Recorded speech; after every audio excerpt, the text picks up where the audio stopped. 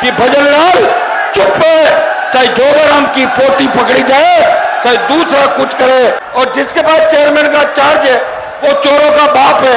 मैं उसे जानता हूं शुरू से। लड़ाई आपके लिए लड़ रहा हूं मैं, ये मेरी लड़ाई नहीं है। मुझे मेरे लिए लड़ना होता तो 2003 में मंत्री बन जाता। बैठिए प्लीज, बैठ जाइए सारे बैठो एक बार प्लीज, बैठो नीचे बैठो। ये कोई साधारण जनसभा नहीं है।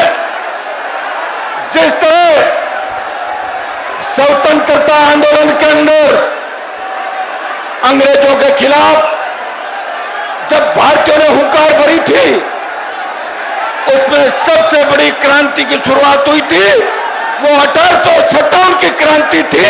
ये आक्रोश रैली इस राजस्थान के बदलाव की क्रांति है। इस क्रांति का आगाज जयपुर की धरती से लाखों नौजवान करे, लाखों भाइयों। ये राजस्थान के युवाओं का उबलता हुआ आक्रोश है, जो गर्मी के अंदर भी नौजवान भूखा प्यासा ईंट से ईंट बजाने को तैयार है। आज जब आप सड़कों पर उतरे, ये बेरोजगारी, भ्रष्टाचार और असंवेदनशील शासन के खिलाफ जन ज्वार है, जनता का उबाल आक्रोश है। मैं उस विश्वासघात के खिलाफ, ये जो हुंकार है वो उस विश्वासघात के खिलाफ है जो आरपीएस सरकार में मिलकर इस राज्य के नौजवानों के साथ किया। भाइयों, एसआई भर्ती कोई सामान्य प्रक्रिया नहीं थी। एसआई भर्ती की आड़ के अंदर एक ऐसी साजिश जिसमें पैसे वाले और मेहनत करने वाला बेरोजगार नौजवान परीक्षा पास करने के बाद दर दर की ठोकरें खा रहा है, और पैसे वालों ने बैकडोर एंट्री के माध्यम से अपने चेते लोगों को थानेदार बना दिया। आरपीएस जैसी सार्वजनिक संस्था भ्रष्टाचार का गढ़ बन चुकी।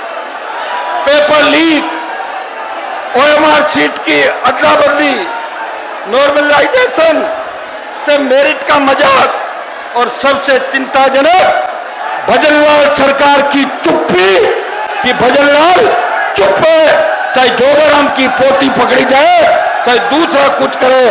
भाषणों में तो कहते हैं कि कांग्रेस के नेता रात को अंधेरे में मिलते हैं, लेकिन उन बड़े मगरमच्छों को पकड़ने की हिम्मत इस भजनलाल सरकार के अंदर नहीं। मैं मुख्यमंत्री से पूछना चाहता हूं, जब एसआई थानेदारों की गिरफ्तारी हो चुकी है, जब 200 से ज्यादा रडार पे, जब एसओजी ने भर्ती दाखिले की पुष्टि कर दी, जब मंत्रियों की समिति ने भर्ती रद्द करने की बात करी, तो सरकार चुप क्यों है? आरपीएस के सभी सदस्य सेवारत योग्य और ईमानदार अधिकारी होने चाहिए। जब सच्चे सेवा में होंगे तो उन्हें भ्रष्टाचार करने पर सेवा से हटाए जाने का डर रहेगा। और आरपीएस के सदस्यों की संख्या निर्धारित करने का अधिकार राज्यपाल के पास है। हम मांग करते हैं ये संख्या दुगनी की जाए और केवल ईमानदार लोग ही नियुक्त हो। और वैसे भी आरपीएस के 2 सदस्य जेल में, एक खाली है, स्थायी चेयरमैन नहीं, और जिसके पास चेयरमैन का चार्ज है वो चोरों का बाप है। मैं उसे जानता हूं शुरू से। अगले साल मध्य में आधे सचिवों का कार्यकाल खत्म हो रहा है। एक सच्चे नियुक्ति के समय से विवादों में उनको नियुक्त करने वाले मुख्यमंत्री आप स्वयं कह चुके हैं कि मुझसे गलती हो गई। तब ऐसे में इस संस्था से निष्पक्षता की क्या उम्मीद की जाए? ऐसे में सरकार को आरपीएस के पुनर्गठन में क्या परेशानी है? जल्द से जल्द इसका पुनर्गठन करें, ये देश और प्रदेश का नौजवान चाहता है। यदि वर्तमान भाजपा सरकार ये नहीं करती तो आरएलपी की तो सरकार बाद में जब आप बढ़ाओगे इस बार 28 के अंदर, वो तो सारी सरकार ही आपकी होगी।